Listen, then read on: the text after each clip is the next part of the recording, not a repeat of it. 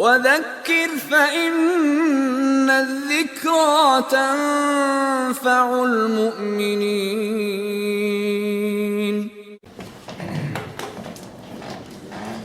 بسم الله الرحمن الرحيم. الحمد لله رب العالمين. والصلاة والسلام نبي كريم محمد وعلى آله وصحبه صالحين. I greet you with Islamic greetings of peace. Assalamu alaikum wa rahmatullahi wa barakatuh. To all the brothers who have come today, also to any undercover press that will be misrepresenting this event at a later point in time. One of the previous speakers said that when we were all asked to keep our discussion to about 10 minutes, he didn't say inshallah. It's been my experience that if a Muslim intends not to follow the rules of something, they do say inshallah. Because as you know, the Neo-Jabriya have come back, and unless, so many Muslims believe that unless Allah physically compels them, but they do not need to honor any particular promises. Anyway, so today I want to discuss, I wasn't actually going to discuss that topic. I asked for a change of that topic, which is arming ourselves with the intellectual and ideological weapons needed to fight the fight we need to do. We need to fight. I'm your ideological arms manufacturer. And as you're standing in ranks in the Battle of Badr, figuratively speaking, it would help if you have a sword and shield and a few spears. So that's what inshallah I would be trying to provide based on my experience. Now look, we were once told, society was once told not to oppose gay marriage because they said, how would it affect you if some people want to get married to members of the same sex? Of course, once that became normalized and under the rubric of equality, quote unquote, they then said, well, it would be hateful and not accepting of people, and it would be unequal if we didn't consider such relationships to be morally equal to opposite sex relationships, because we're all meant to believe in equality. It was the message. And once people got hooked on the concept of equality, they were then compelled to agree to the moral equivalency of same-sex marriage. And of course, the Qur'an warns us about the people of previous revelations. Of course, the people in England are the descendants of Christians, even though we're no longer a majority Christian country according to the last census, which is that they'll never be happy with us until we follow what they have followed. And up until now, recently anyway, many Muslims in the West have been playing the silence game, hoping they will leave us alone, hoping to say, lakum dinakum waliya din, to you, your belief, your way of life, to us, ours. But just like as in Makkah, the pagans didn't accept that, right? They didn't accept to you your deen and to us ours. They wanted to force the Muslims to follow their way of life. And ideologically speaking, they're hitting Muslims continually, demanding that we compromise our religion and change our deen to fit into the quote-unquote modern world. What they mean by that is whatever the current fashion is in the West at any point in time. That's what they mean by that. So it's time for us to not only really to stop being silent and stop trying to appease, hoping that they would just leave us alone, because they're not, they never intended to, but for us to not only ideologically defend ourselves, but we need to take the ideological fight to them. We should be going on the ideological offensive. We are meant to be shuhadat ala nas, witnesses to mankind, right? That doesn't only kick in when your children are told false ideas. You should have been doing this way before. All Muslims are meant to be witnesses to mankind of the truth. And so I will make 4 points for you today, for something that you should carry forth with some practical arguments, you could say. Firstly, we should be arguing the Islamic case, and not the Islamic case from a liberal perspective. We should be arguing unapologetically from our perspective, because all other perspectives are false. It is kufr, right? There's only one perspective that this universe recognizes, and that is the one that sustains it. He who sustains it, his perspective, subhanahu wa ta'ala, Allah subhanahu wa ta'ala, the creator. Secondly, when we do hold non-Muslims to account for what they do against Muslims, we should hold them on the basis of the inconsistency in their actions as well ultimately in their deen. Some people talk about muscular liberalism as a separate kind of liberalism. No, there's only one kind, liberalism, and it's always been intolerant. I've always said many years ago that liberalism's tolerance is the delayed onset of its intolerance. It waits to persuade you first, hoping that, well, we'll persuade you and that should be fine. But if you're not persuaded by it, it eventually ramps up the pressure until it begins to force. And sure, it might not have thought that it could crack you as a tough nut, but it was always hoping that you'd send your children to their schools. And of course, your children are not as well protected as you are. And then it's a waiting game while they slowly assimilate your kids into their worldview. And if you think, well, has that ever worked before? Oh, yes, quite. The Muslim world is a product of it. Right? Many Muslims are completely secular in their worldview, and they don't even realize it, even with those who are religious. Right? Just today, you mentioned to Muslims that, the obligation that all classical scholars consider that Muslims should be under, the united, re-established Khilafah, the successorship to the Prophet Muhammad in Amr, in command, and Muslims consider that to be a minor point, or not important, or just idealistic. Well, congratulations, you're colonized. Yeah, because your ancestors, your forefathers were in the Western schools that were built in the Muslim world. So it works. They know it works, and they're doing it to your kids now. Thirdly, we should be confident, right? If you have the creator of the universe on your side, what are you scared of? Right? Is there anything greater than him that you need to worry about if he's on your side? And more importantly, we try to be on his side, right? And lastly, as Muslims, we are told in the Qur'an to cooperate in the good, not to make alliances with those who reject the truthfulness of the very deen we follow. We don't take them as allies. Yeah, we can cooperate on single matters where Islam deems it to be good, but we don't have allies. Right? Our allies are each other and no one else. So let's go to the arguing Islamic case confidently. Now, first and foremost, I want to correct a misconception. Our issue is against things like sodomy or same-sex intercourse being viewed as morally equivalent or morally permissible. We disagree with this. Not we disagree with it, the creator of the universe disagrees with this. Let's just put that into perspective. It's not a subjective disagreement. This is an objective one. The truth of behind all reality deems this to be something which is opposing the truth, opposing what is he's declared to be good. But here's the issue. The term homosexuality, to use that, or even homosexual, is a very vague term, and it doesn't occur in the Sharia. It doesn't occur in Hadith or Qur'an, right? In the Hadith and Qur'an, in the Bible, in the Old Testament, in the Torah, Tanakh, and in almost every civilization, there is no word for homosexual.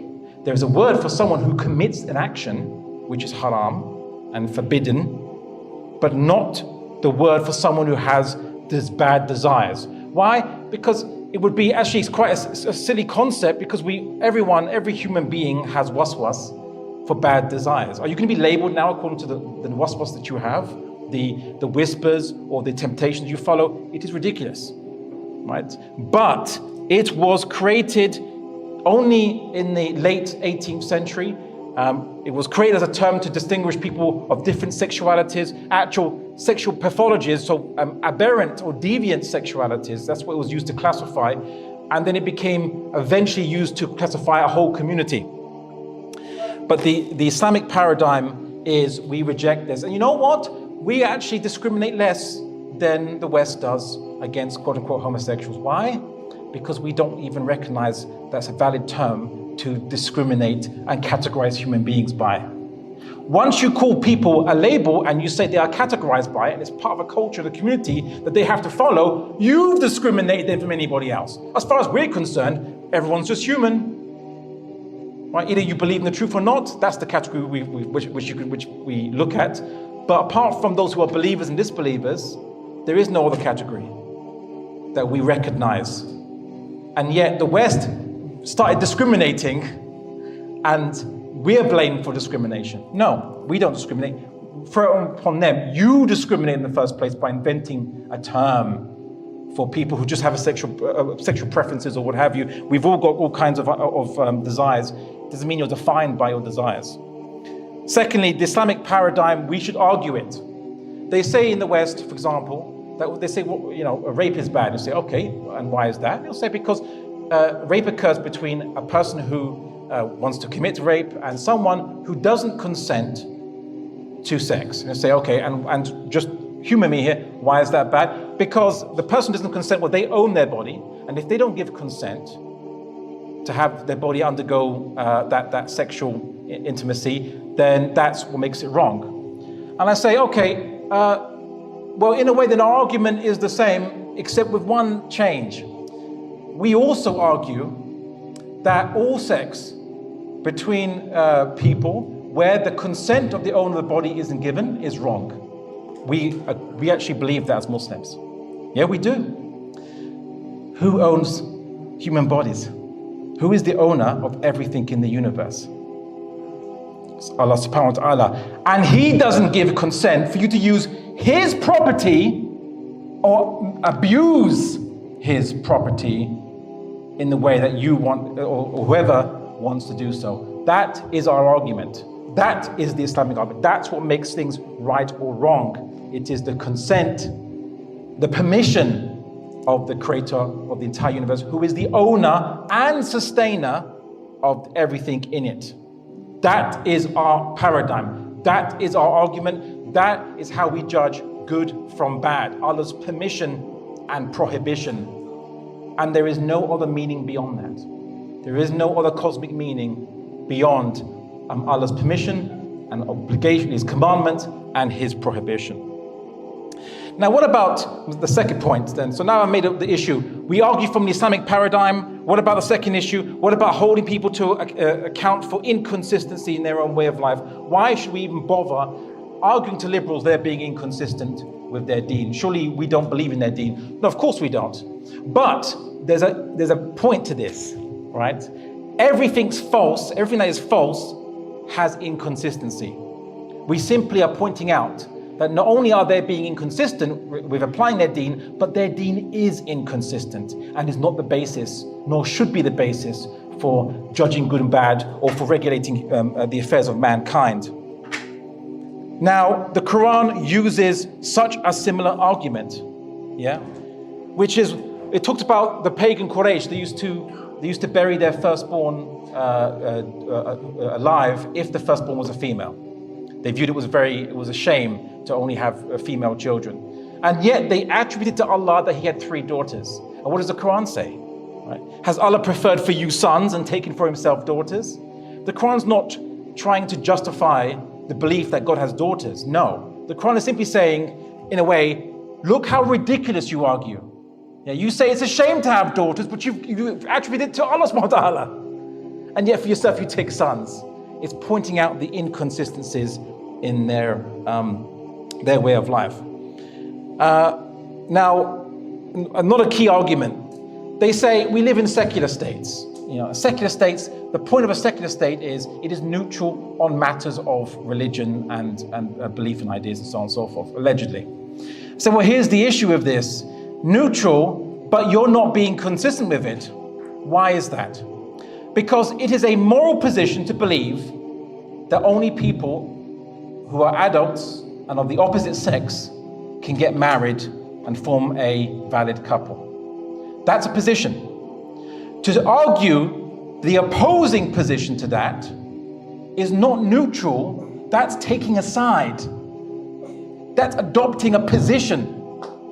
And to argue that all relationships are morally the equivalent and the same, even though there was a belief before that said that they're not all equivalent and morally equivalent and the same, that's not neutral. That's being biased. Okay? If they say school should be a neutral place, they say, good, then don't teach that then to kids. Okay, you say it should be neutral, fine. Act like it then. Don't teach the children that. And they say, oh, but it's for them to learn about all the different kinds of relationships that occur in the world. And it's like, well, firstly, if you're saying that these things happen in the world, that would be something else. But to argue that all these relationships are all the quote unquote okay, the same as each other in moral worth and value, that is a biased position. And that isn't neutral. Would they argue, would they teach children in school? Would they teach children in school that if a man has 4 wives and they form a family, that's okay, that's just the same as morally speaking, as a couple of only 2 people in it, right? No, they would riot over that. Teaching polygamy as an acceptable form of relationship in schools, they would riot over this. And yet, we as Muslims are forced to accept that our children have to be taught that it is morally okay for there to exist. Same-sex couples are morally equivalent to opposite-sex couples. Look at the hypocrisy they have. They hate polygamy. They would never teach that the children to be okay, but it happens though. Doesn't it? It happens. Oh, but why don't you want to teach it though? Why don't you want to tell children that's an acceptable form of relationship? That is the hypocrisy we need to call them on. And bringing this to a close, we have to accept that liberalism is intolerant. Always was. It's based on the idea that the humans own their own bodies, which is an opposite to the belief that God is the owner of ourselves. So they were always going to be biased, and they were always going to be intolerant of anyone who teaches otherwise. This was always the case, right? Don't expect that you can argue with liberals for them to accept to be actually tolerant. No, our position should be to merely make them realize this, and to argue that the first reason that liberalism was invented was to allow people to follow and express different religious beliefs, because there was intolerance between people of different religious beliefs. That was the reason liberalism was brought in the first place. It promised to solve that problem. And yet it is going against the very first reason it was invented in the first place. Now it is to suppress religious beliefs and the expression of such. Now, and there's many contradictions you can bring. They say that they attack, they're going to, and they've started attacking male circumcision as male genital mutilation. You say that female genital mutilation, they're now going to attack male circumcision as male genital mutilation. They'll say that is, even though you're removing a vestigial part of skin that has no consequence to the child's enjoyment of when they become adults of a full reproductive life in marriage. However, if you completely remove the genitals from someone, that's called gender reaffirming surgery. It's like, wasn't the word mutilation used to mean to change something, doesn't that qualify? Does that qualify more? They say, oh, how dare you call it mutilation? But isn't that what the word means? No? This is the inconsistencies that they follow. And they will soon be arguing, and many atheists have already started to say, that teaching religion itself is child abuse. Yeah? So, and it's coming. Just teaching your children Islam, and in some Western countries, has been grounds for some people's the custody of their own children to be held in question. It's coming. You don't have a choice to be passive in this, right? It's not that you want to avoid war. War is upon you. War is already upon you. You just have the choice whether you want to fight it or not, ideologically speaking. Right. Now, I'll kind of end with this then, which is, they are going to argue, and they do, that you are intolerant of people who are classified as homosexual because you don't accept them for who they are. You need to challenge this. Who you are is what you choose to believe, whether you choose to be good or just, whether you choose to recognize the truth. That's who you are. If you're saying that your desires define who you are, there are many bad desires that the law criminalizes in this country. Could you argue to everyone in prisons today that they're not being accepted for who they are because they broke some law, they committed some crime? If desires define you, then are you not persecuting criminals then? Or who you call criminals anyway, for simply being who they are. That's the ridiculousness of the argument. Who you are is your choices. You don't have to act on sexual impulses. I hope we all don't, because most of the time when you're in the streets, there are going to be fitna, there's going to be temptation, and most people in Western society on a regular basis have to suppress most of the sexual agitation they receive on a day-to-day basis, just walking down the street. Right? You're not meant to just jump on people and attack and sexually assault them. You're meant to choose to suppress those desires and not harass people or not go up or even sexually harass them by talking to them or what have you, because even some speech is deemed to be sexual harassment. So the West expects you to suppress your sexual desires for like 98% of the time, right? Yeah, and that's fine. We agree. We would even go one further, lower the gaze. We would go even further than that, actually lower your gaze. But here's the point, which is, well, if choosing your choices define who you really are, and you can choose to reject one particular expression of sexual attraction and choose to kind of channel that instinct in a good way, as deemed by the Creator, then that choice defines you, not the presence of the desire itself. You are not determined. You're not robots that you must carry out every single impulse you have. What makes us human is that we don't carry out every single impulse we have, because desires don't define you, your choices do, right? And lastly, I know that there's many arguments they bring up, which I wish I had more time to go through all of them. Please check out the leaflets that are present. But to finish up what I was saying at the very beginning, as Muslims, we argue from the Islamic basis, not because it is our belief simply, not because we are a minority that we want to have our rights respected, quote unquote, or that rights are determined by liberalism or by any man-made constitution. No, the Islamic basis is reality itself. Right? We argue it because we're calling people to open their eyes to reality, not to our minority opinion as a community in the West. No, we're telling people to wake up to the reality that they live in as human beings, who are creations of the Creator of the universe. And when we hold them to account, we hold them to account based on their inconsistency, not because we want to kowtow to liberalism. I want just to give a very quick analogy. It's like if in Mecca, if a Muslim was being persecuted, and as they're being tortured, they'd say, "Why are you doing this to me? Would Hubal be happy with you, what you're doing to me?" You wouldn't say that, because Hubal's fake, right? And it's false. Liberalism is a modern day idol. We don't kowtow to it.